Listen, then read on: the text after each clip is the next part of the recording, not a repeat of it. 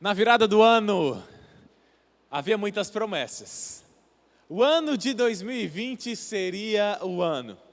Todo mundo empregado, todo mundo ganhando bastante dinheiro, pessoas pensando em viagens, planejando compras. Parecia que seria um ano fantástico, financeiramente, prosperidade, saúde.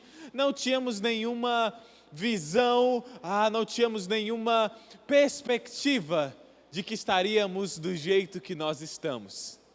Nós estamos vivendo uma situação bem triste, nós estamos vivendo um momento muito difícil. Familiares morrendo, pessoas que nós conhecemos perdendo seus empregos, familiares morrendo, dificuldades vindo. E olhando toda essa situação, essa semana várias pessoas tiveram parentes que morreram. Nós podemos nos entristecer. Entristecer é o natural. Entristecer, nós vamos nos entristecer. E eu, nesse momento de tristeza, nesse momento de reflexão, eu fiquei triste, mas algo me lembrou, e assim, na virada do ano, eu não sabia o que ia acontecer, mas Deus colocou muito no nosso coração, meu e da minha esposa, um senso de eternidade. Então, logo quando voltamos para a igreja, nós pregamos diversas mensagens, falando sobre a eternidade, falando sobre o fim da nossa vida, que íamos morrer logo, que a vida era um sopro, e apenas aquilo que nós fazíamos para Cristo é o que ia permanecer. Deus já tinha colocado no meu coração. E se alguém falou sobre morte esse ano, foi esta igreja. Nós falamos diversas vezes para nos preparar. E aí eu lembrei de um versículo, Isaías, no capítulo 64, versículo 4, que diz que ouvido nenhum ouviu, ouvido nenhum percebeu, olho nenhum viu um outro Deus além de ti, que trabalha para aqueles que em ti esperam. Deus é um Deus que nos ajuda nas nossas fraquezas. Deus é um Deus que trabalha nas nossas dificuldades. O nosso Deus é um Deus que nos ajuda. Nós estamos vivendo num momento de crise, estamos vivendo num momento de muitas dificuldades. Então, por que nós vamos fazer o Palavra Fest agora? Por que o Palavra Fest nesse momento tão difícil? Por que o Palavra Fest nesse momento tão conturbado? Pessoas desempregadas, autônomos ganhando menos dinheiro, com menos clientes. Por que nós faríamos o Palavra Fest agora? E a resposta está na própria Bíblia. A Bíblia, ela fala diversas coisas sobre ela mesma. E a Bíblia utiliza diversas metáforas.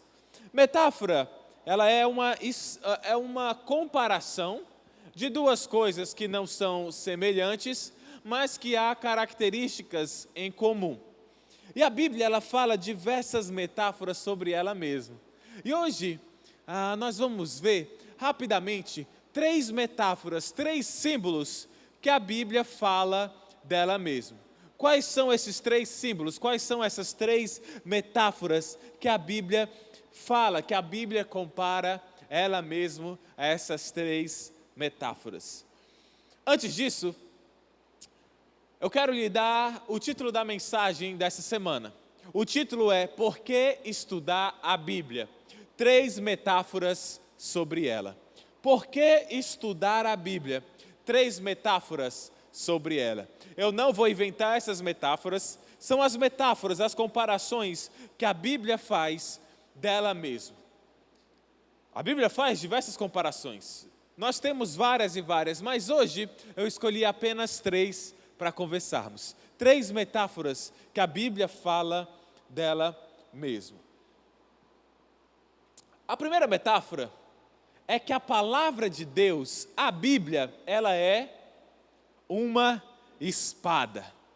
A Bíblia, ela diz que ela é uma espada. A palavra de Deus é uma espada. A Bíblia ela se retrata em diversas vezes. Lá em Efésios, no capítulo 6, diz que ela é a espada do Espírito. Olha só o que diz em Efésios, capítulo 6, no versículo 17.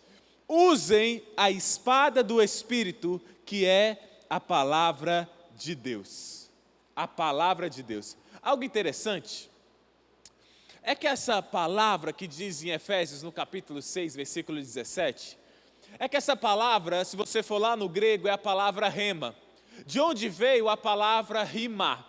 Essa palavra rema é a palavra proferida, é a palavra falada, é a palavra falada decoração, decorada. Então, toda vez que você decora essa palavra e você profere essa palavra, é a sua espada do Espírito, pelo qual você pode lutar. Essa palavra, a Bíblia, é a espada do Espírito. E nós devemos decorar, porque com a espada, gente, a espada é pelo qual você se defende dos ataques. A espada é pelo qual você ataca os inimigos. Por isso que nesse momento onde você está sofrendo diversos ataques, é muito importante você empunhar a sua espada para poder guerrear. A palavra de Deus, ela é uma espada. Lá em 2 Coríntios, capítulo 10, versículos 4 a 5, fala assim: as armas com as quais lutamos não são humanas, pelo contrário, são poderosas em Deus para destruir fortalezas. Destruímos argumentos e toda pretensão que se levanta contra o conhecimento de Deus e levamos cativo todo pensamento para torná-lo obediente a Cristo. A Bíblia fala que ela é uma arma poderosa para destruir fortalezas. 2 Coríntios 10, versículo 4. E essa palavra, ela precisa ser utilizada. Essa espada, não adianta você ter uma espada e não saber usar.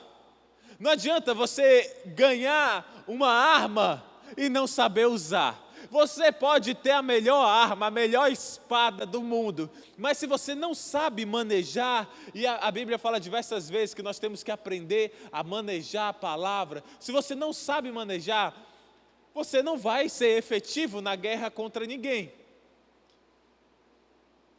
E eu conheço alguém que soube usar muito bem essa espada. Foi o melhor espadachim, foi o melhor samurai, foi o melhor guerreiro com a espada da Bíblia.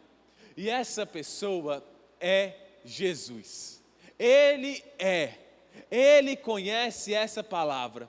Desde os seus 12 anos, ele já manejava corretamente essa espada. Provavelmente desde antes, mas o nosso primeiro relato é com 12 anos. Então, eu quero mostrar para você como Jesus utilizava muito bem essa espada. E por que nós temos que nos preparar, amolar e ter essas armas para guerrearmos neste momento difícil. Abra, por favor, a sua Bíblia em Mateus, no capítulo 4. E depois, mais tarde, depois da mensagem, você pode ler Lucas, capítulo 4, que fala a mesma coisa. Mateus, capítulo 4 e Lucas, no capítulo 4, eles falam a mesma coisa. Começa lá em Mateus, capítulo 4, versículo 1, dizendo assim: o Espírito de Deus... Então Jesus foi levado pelo Espírito de Deus ao deserto para ser tentado pelo diabo. Mateus 4:1. Então Jesus foi levado pelo Espírito ao deserto para ser tentado pelo diabo. Em alguns momentos da nossa vida, nós iremos passar por desertos. Nós iremos passar por dificuldades. Nós passaremos por desertos e muitas vezes, todas as vezes, Deus é quem nos leva para o deserto. A escola de Deus é o deserto. O treinamento de Deus acontece no deserto. E Deus nos leva ao deserto, e o Espírito levou Jesus ao deserto para ser tentado pelo diabo.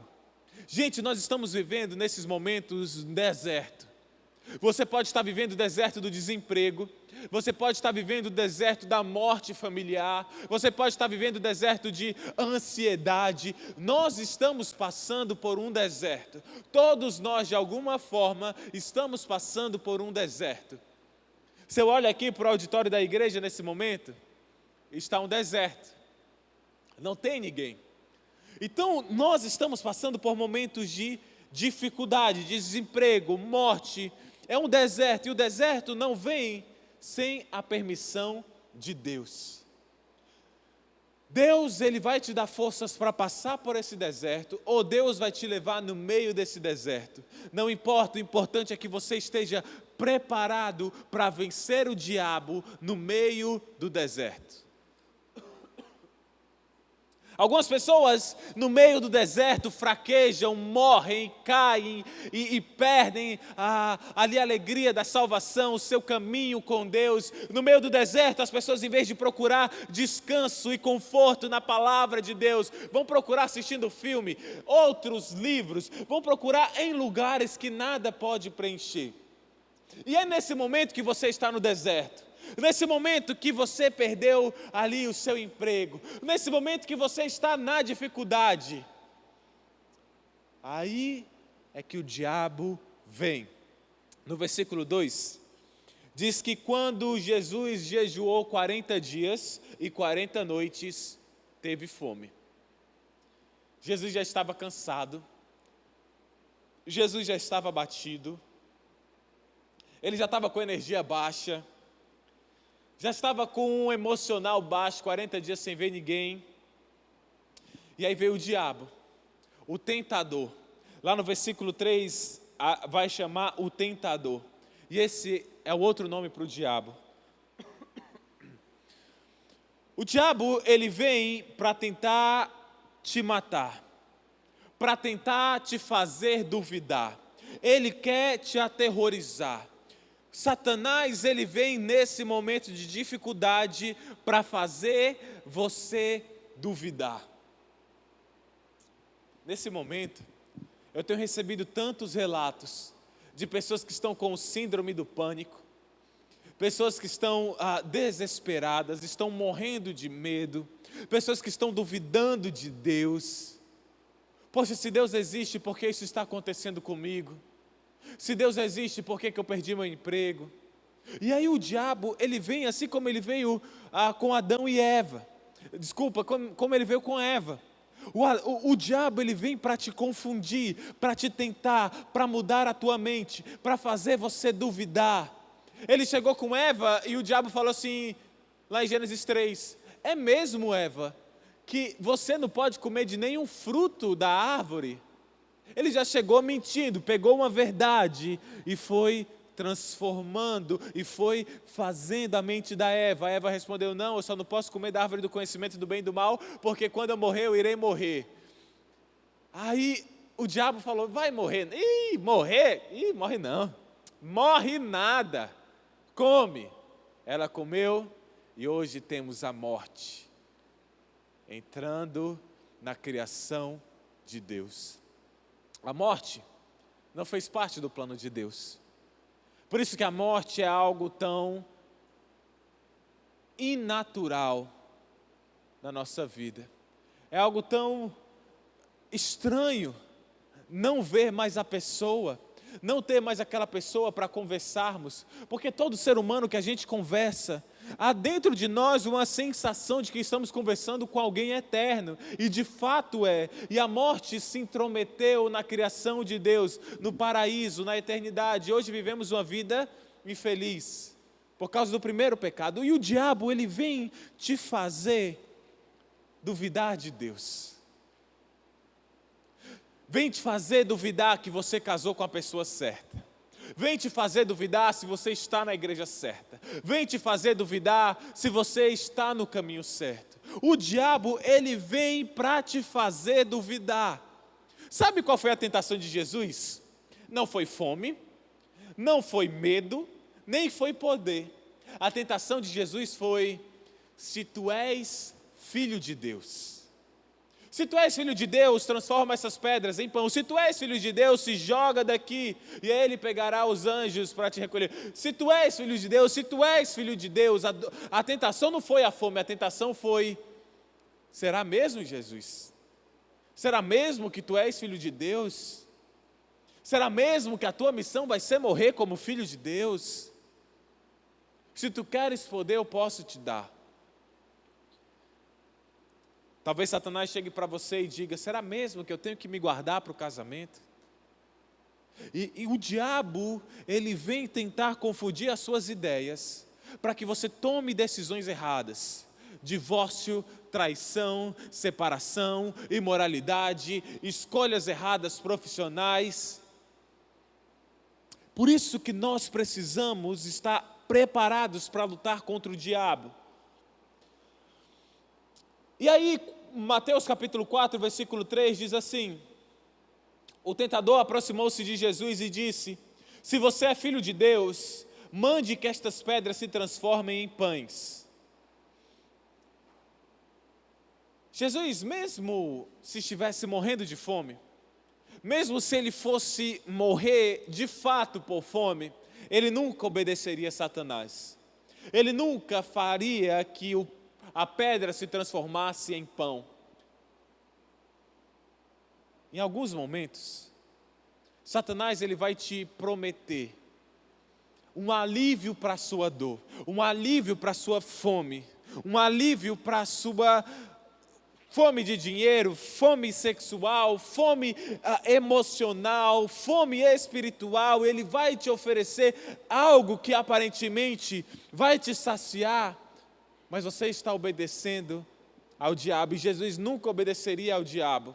Ele nunca negociaria a sua fé. E o interessante é que Jesus ele não se defendeu do diabo com um golpe de karatê, ou com uma faca, ou com uma espada real. Ele se defendeu com a espada do Espírito.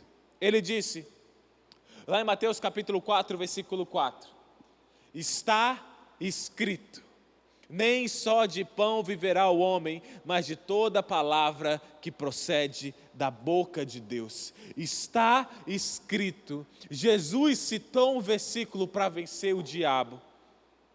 Você precisa derrotar as ciladas do inimigo, não é com a força do seu braço.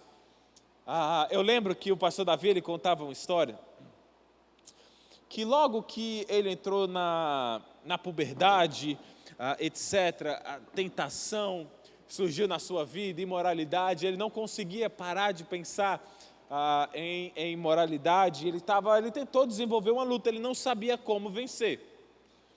E aí ele pensou, né, puxa, sempre quando entra um cachorro na igreja, a gente expulsa o cachorro dizendo assim: passa, passa, passa. Aí eu falei: não, toda vez que vier uma tentação, eu vou falar: passa, passa.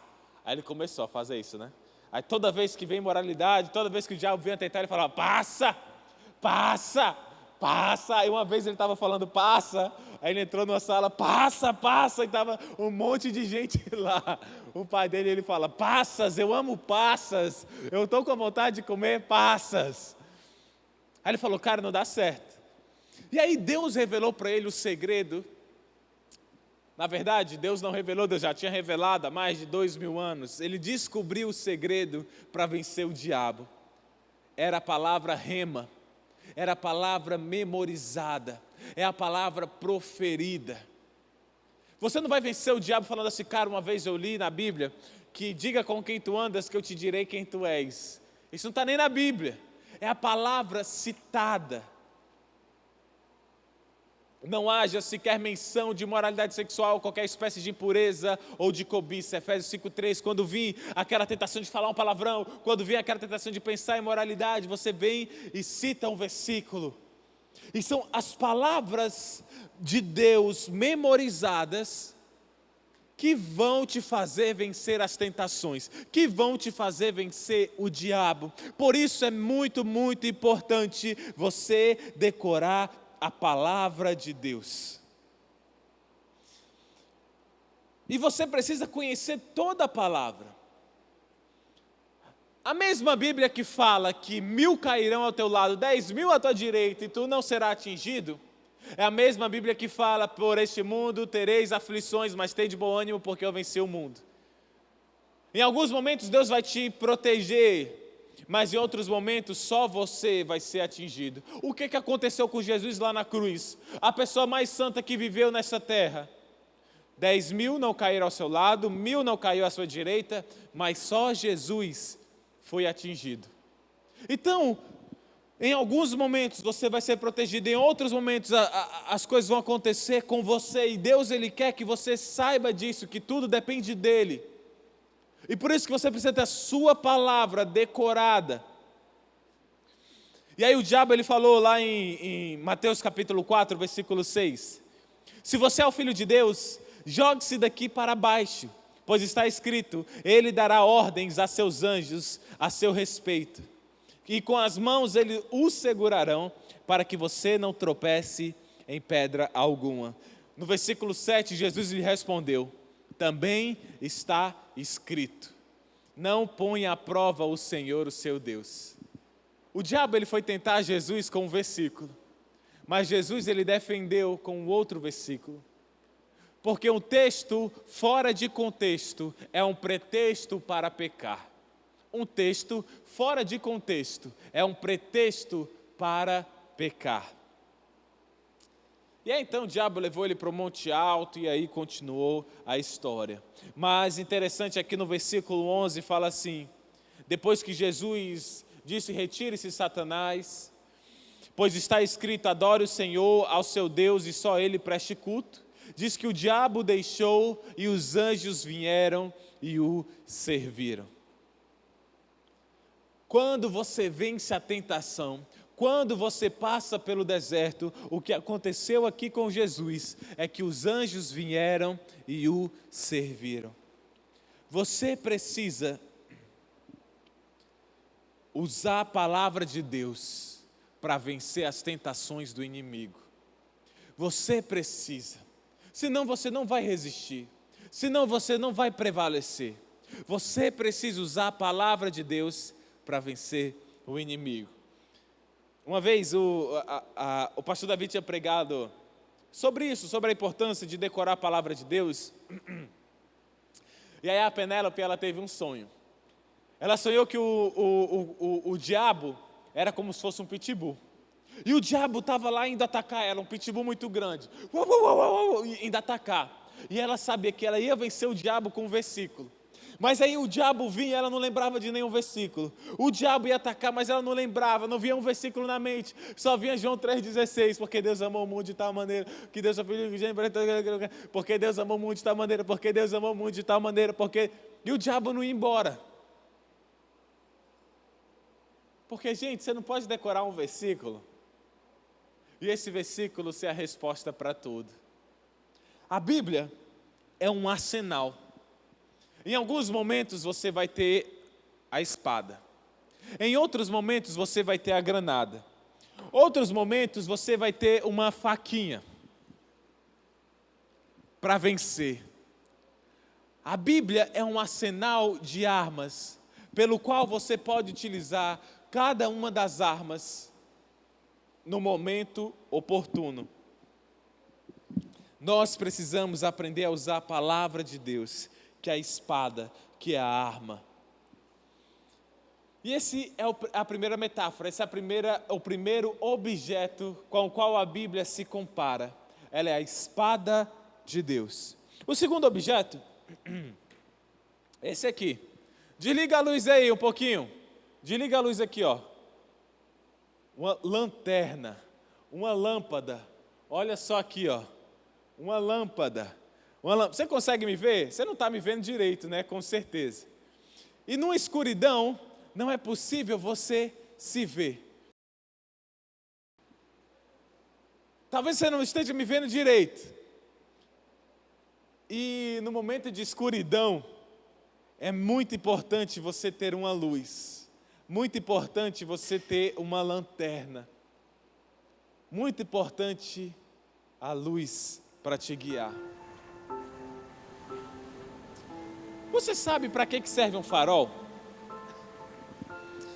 Farol, eles são utilizados desde a antiguidade, quando eram acesas fogueiras ou grandes luzes de azeite de oliveira ou até mesmo óleo de baleia. Os faróis foram concebidos para avisar os navegadores que estavam se aproximando de terras ou porções de terra que estivesse no mar adentro. Isso tudo era para evitar que os barcos batessem e afundassem. As fontes de luz, elas foram melhorando. O azeite foi substituído pelo petróleo, depois pelo gás e até chegou nos dias de hoje pela eletricidade. Paralelamente a isso, foram inventados refletores e lentes, que eles ajudam a luz a chegar mais distante e também a fazerem rotação. Essa rotação ajuda, dependendo da frequência e da velocidade, os barcos saberem diferenciar qual luz de qual farol está vindo. O primeiro farol que se tem registro é o farol da Alexandria, construído em 280 a.C., na ilha de Faros. Essas construções, eles eram para ajudar a indicar o caminho. Ainda hoje são usados. Mas também, além dos faroleiros, que são as pessoas que trabalham nos faróis, existe um outro personagem, que são os afundadores. Quem eram os afundadores? Eles eram aqueles que criavam falsos faróis, com o intuito de atrair os navios para zonas perigosas, causando seu afundamento, e depois saqueavam os destroços. Esses eram os afundadores. Gente, a palavra de Deus, ela é uma luz que vai te iluminar, uma luz que vai te dar clareza, uma luz que vai iluminar o seu caminho. Lá no Salmo 119, versículo 105, fala assim: a tua palavra é lâmpada que ilumina os meus passos e luz que clareia o meu caminho. A palavra de Deus é uma luz que vai iluminar os teus passos aqui. Ela vai iluminar o agora. Ela vai iluminar um passo de cada vez. Mas também a Bíblia é uma luz que ilumina o seu caminho, que ilumina lá na frente, que mostra e te dá clareza para tomar decisões. Você já andou em um lugar muito escuro com lanterna? Você já foi? Você já foi a algum acampamento, algum lugar no meio do mato que precisasse de lanterna?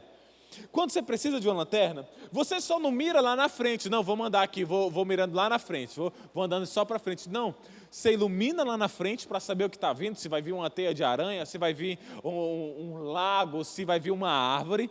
Mas também você mira aqui no seu pé, para saber onde você está pisando.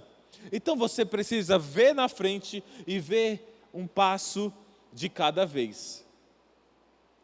E ficar no escuro, gente, é algo terrível. Eu lembro do meu primeiro Cáucaso. Se você ainda não foi para acampamento, ou não participou de um Cáucaso, cara, no meu primeiro acampamento, o Cáucaso é o momento que você tem que salvar vidas, e aí está numa escuridão, e vem os pecados tentando te pegar, e aí você tem que falar um versículo para se livrar do pecado. E aí na nossa igreja a gente ainda faz com a luz piscando para ajudar o pessoal a ver. Mas no meu primeiro Cáucaso era tudo escuro, tudo escuro, e os pecados estavam todos vestidos de preto. Você fica morrendo de medo, você fica desnorteado, e era a pessoa uma se batendo na outra, porque você não sabe para onde ir, e você corre e bate, não sabe se foi o pecado, se foi outra pessoa, você sai correndo. E aí, como era o meu primeiro, todo mundo ia de preto para se confundir com os pecados. Eu já estou dando até a dica, né? O pessoal ia de preto, e aí saía correndo, né? Gritando, eu sou um pecado, mas não era um pecado. Aí ele salvava as vidas. Eu, como não sabia, eu fui com uma bermuda azul, uma camisa branca e naquela época uma Crocs branca para correr. Rapaz, eu brilhava de noite. Mas, cara, é aterrorizante você não saber para onde você está indo. E a Bíblia, ela é a luz que vai iluminar o seu caminho, a luz que vai te mostrar a vontade de Deus. Porque se você não sabe a vontade de Deus, você vai destruir a sua família. Se você não sabe a vontade de Deus, você vai entrar em profissões erradas, vai casar com a pessoa errada, vai tomar decisões erradas. Por isso que a Bíblia ela é uma bússola, ela é a lâmpada, é aquela que vai iluminando o seu caminho.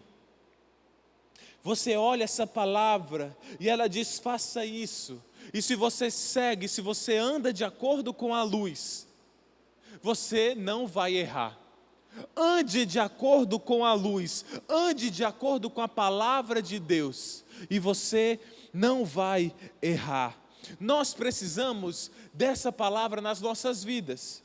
Nós precisamos da palavra de Deus para nos mostrar o caminho, para nos mostrar a direção. Pois se não tivermos essa palavra, nós vamos tropeçar e vamos errar. Eu quero que você preste atenção agora nesses versículos. Salmos, capítulo 1, versículo de 1 a 3. Olha só. Como é feliz. Como é feliz. Você quer ser feliz? Você quer ser feliz, sim ou não? Você quer ser feliz, sim ou não? Eu quero. Não, pastor, acho que eu nasci para sofrer. Não, você quer ser feliz. E olha o que a Bíblia diz. Como é feliz aquele que não segue o conselho dos ímpios, beleza? Não imita a conduta dos pecadores, beleza? Nem se assenta na roda dos zombadores. Você já passou nisso? Não segue o conselho dos ímpios. Menina, segue teu coração. Menina, larga esse homem. Menina, vai para esse conselho de ímpio. Feliz quem não segue o conselho dos ímpios. Os ímpios, pessoas sem Deus. Você precisa pedir conselho de pessoas que amam a Deus. Não imita a conduta dos pecadores, nem se assenta na roda dos zombadores.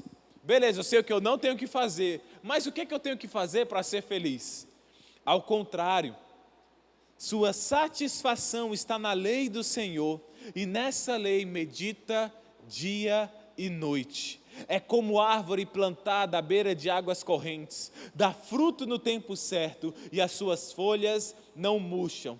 Tudo o que ele faz prospera. A palavra de Deus, gente, é a luz que vai direcionar o seu caminho. Você quer saber para onde ir? Você é um filho de Deus? Você precisa da luz te guiando. E esse é a segunda metáfora de hoje. Nós já falamos que a Bíblia é a espada, e nós falamos que a Bíblia também é a luz. E o terceiro exemplo de hoje é a palavra é o leite. A palavra é o leite.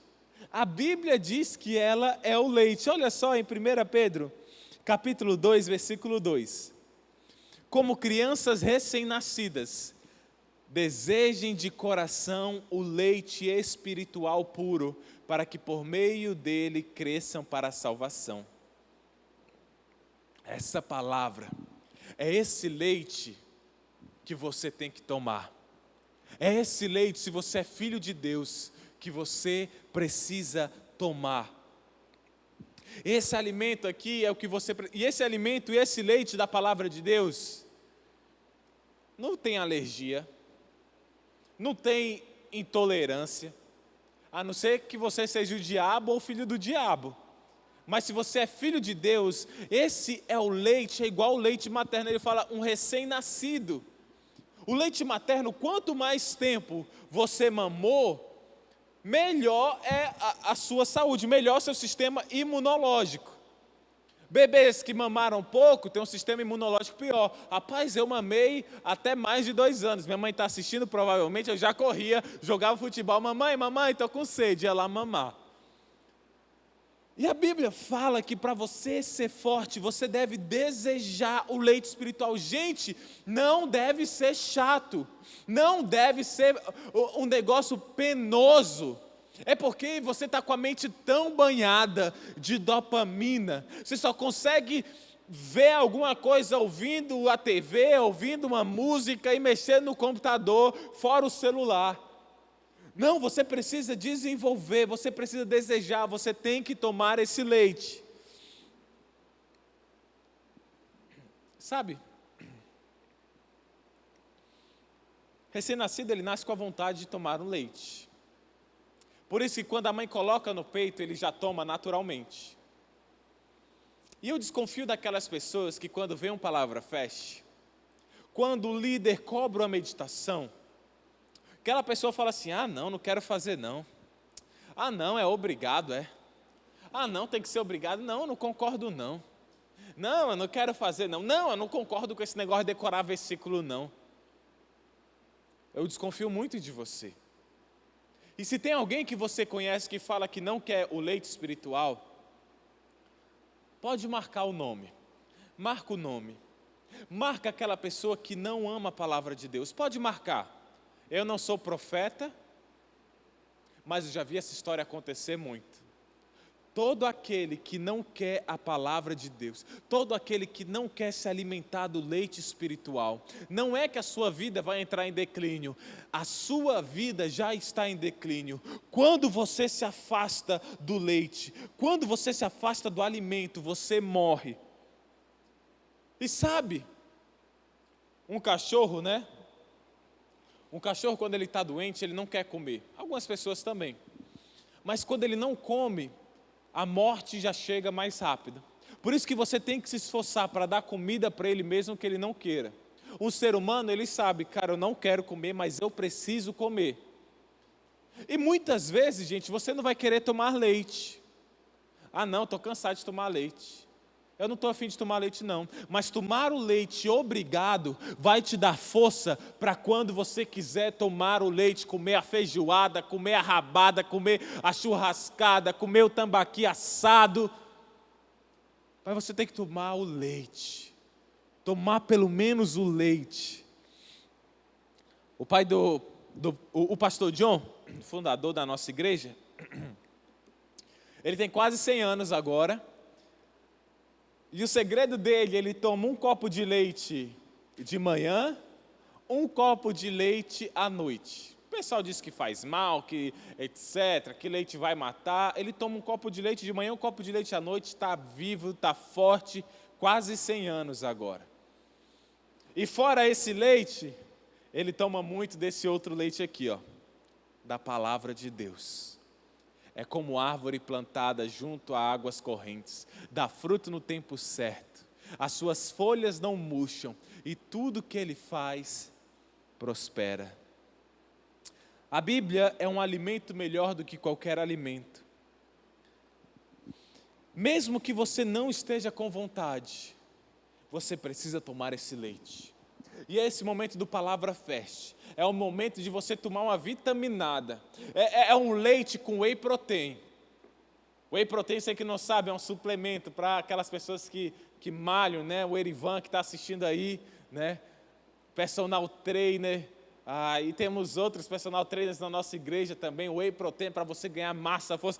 E o Palavra Fast é leite misturado com whey protein, creatina, para você ficar forte, cheio de proteína. E ovo maltine também, porque é gostoso. Você precisa fazer o Palavra Fast, mesmo que não queira. Como a gente tem que comer para não morrer, mesmo quando nós não queremos. Colossenses capítulo 3, versículo 16, fala assim: habite ricamente em vocês a palavra de Cristo. Habite ricamente em vocês a palavra de Cristo. Nós precisamos entrar nesse Palavra Fast com todas as nossas forças. Porque a palavra de Deus é a espada para eu vencer o inimigo. É a espada para nós guerrearmos e vencermos o diabo. A palavra de Deus é a lâmpada que guia os meus passos e me mostra o meu caminho no futuro. E a palavra de Deus é o leite que me alimenta, me dá forças para eu não estragar a minha vida, a vida dos meus familiares e para eu não morrer espiritualmente. Você quer se afastar de Deus? Não? Então, tome o leite espiritual. Que Deus nos abençoe, que Deus nos ajude nesse Palavra Fest, que você tenha coragem, você faça um compromisso hoje. Faça o compromisso hoje, eu irei fazer 100% Palavra Fest. Mesmo que você não consiga decorar todos os versículos, mas faça o Palavra Fest, decore pelo menos 5 versículos por semana. Se desafie e fale, eu vou dar o meu máximo pelo Palavra Fest. Diga assim, eu vou dar o meu máximo no Palavra Fest. Que Deus ouça a sua oração, que você cumpra os seus votos para com o Senhor. Deus te abençoe e um ótimo Palavra Fest. Tchau, tchau. Deus abençoe você.